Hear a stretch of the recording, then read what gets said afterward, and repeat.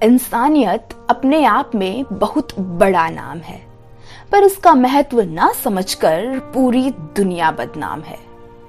बहुत बड़ी गलती हुई उस हथिनी से जिसने भरोसा किया इंसान पर। भूखी थी बेचारी, भूख की तड़प में हो गई उससे लाचारी। लेकिन वो भूखी थी ना कि पागल थी। वो केवल एक हथिनी नहीं, एक माँ भी थी।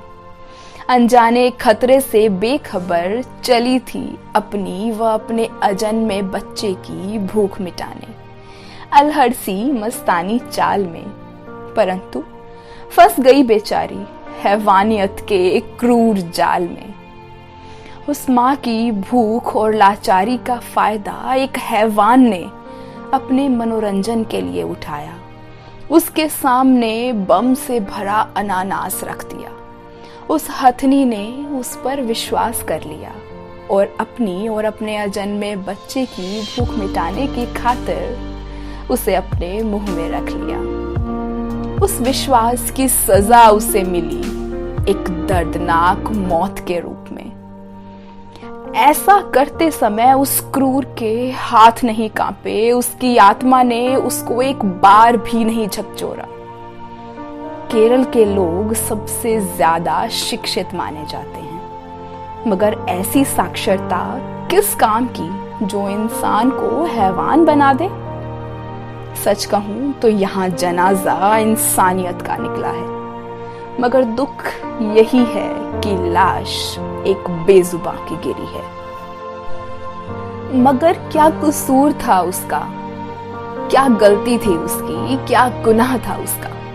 यही ना कि वो एक माँ थी, यही ना कि वो भूखी थी, यही ना कि वो खाने की तलाश में निकली थी।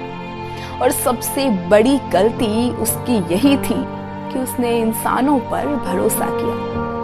और बदले में ए इंसान तूने उसे क्या दिया? दर्द, दुख, पीड़ा, वेदना और कोख में कलपते बच्चे की संवेदना, और अंत में मौत। वो अपने साथ ले गई इंसानियत के लबादे में लिपटे ढोंग के लिबास को, और वो अपने साथ ले गई छल के मानवता वाले मिजाज को।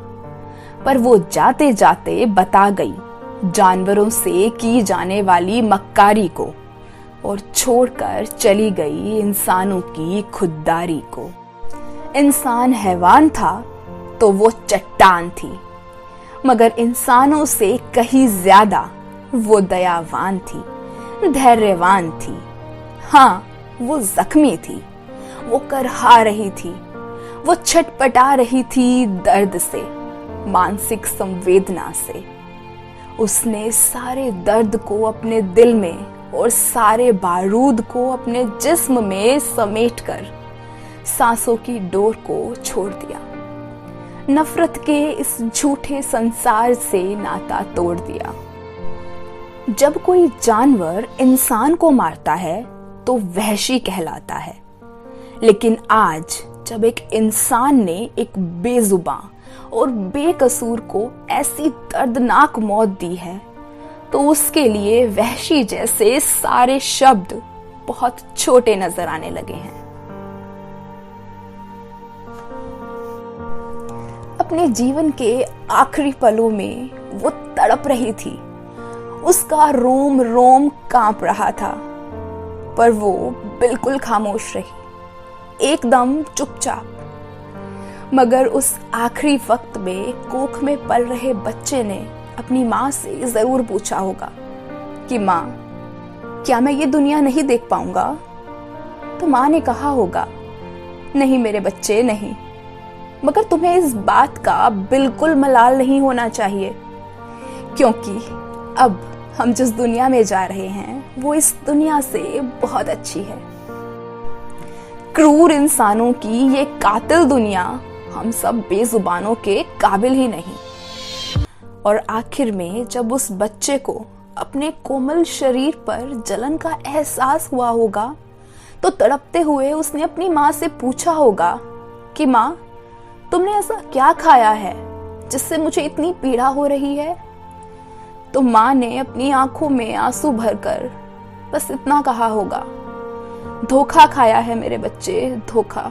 3 दिन तक उस बेबस और लाचार हथिनी ने असहनीय पीड़ा को सहन किया। अपनी असहनीय पीड़ा को कम करने की चाह लिए 3 दिन पानी में अपना मुंह डुबाए खड़ी रही बेचारी।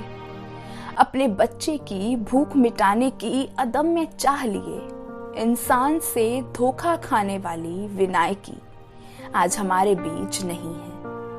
अलविदा कह चुकी है इस धोखेबाज दुनिया को। 3 दिन की जंग के बाद वो हमसे जुदा हो गई।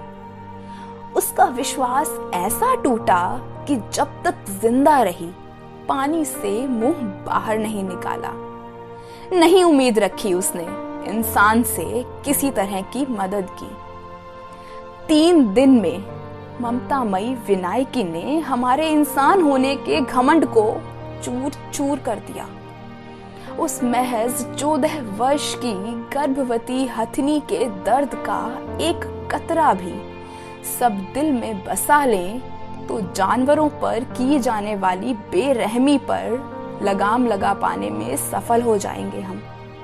उस बेबस हथनी की दर्द से करहाने की आवाज का एक अंश भी गूंजता हुआ महसूस कर पाएं तो वैसी घिनौनी हरकत करने वाले दरिंदों को जल्द से जल्द सजा दिलवा सकेंगे हम। क्या हासिल हुआ उन्हें जिसने एक बेजुबां को तड़पा तड़पा कर मार डाला? आज पूरा देश इस कुकृत्य पर शर्मिंदा है और विनायकी के आगे सर झुकाकर खड़ा है। माफी मांगने के हकदार भी